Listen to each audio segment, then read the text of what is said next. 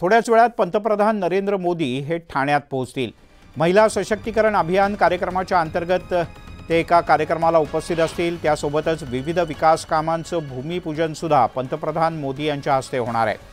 घोडबंदर रस्त्यावरच्या वालावलकर मैदानात हा कार्यक्रम होतोय। या कार्यक्रमासाठी महिलांची मोठी गर्दी आतापासूनच होऊ लागली आहे। दरम्यान कार्यक्रमाच्या ठिकाणी उपस्थित असलेल्या महिलांशी संवाद साधलाय आमचे प्रतिनिधी प्रमोद पाटील यांनी। ठाणे येथील घोडबंदर रोडवर नरेंद्र मोदी यांच्या कार्यक्रमाचं आयोजन करण्यात आलेलं आहे। या ठिकाणी नरेंद्र मोदी या ठिकाणी येणार आहेत। महिला सशक्तीकरण, मुख्यमंत्री लाडकी बहीण योजना अशा विविध योजनांचा शुभारंभ या ठिकाणी होणार आहे।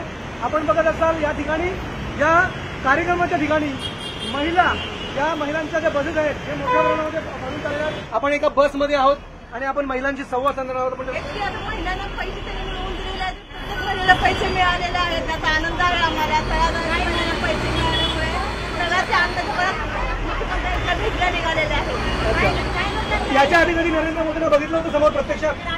पहिल्यांदा बघणार आहात। कसा आनंद आहे मनात? खूप आनंद आहे, त्यांना चांगलं वाटतंय, सर्वांना खूप आनंद आहे। आणि एवढीच माझी विनंती आहे की आपलं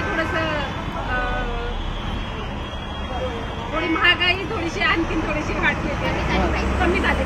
महिला ज्या आहेत सगळ्या या आता या कार्यक्रमाच्या ठिकाणी निघालेल्या आहेत। त्यामुळे मुख्यमंत्री माझी लाडकी बहीण योजना असो, महिला सशक्तीकरण असो किंवा महिलांसाठी अनेक ज्या योजना आहेत, ज्या सबलीकरणासाठी आहेत, या योजनांचा आता या ठिकाणी लोकार्पण झालेलं आहे।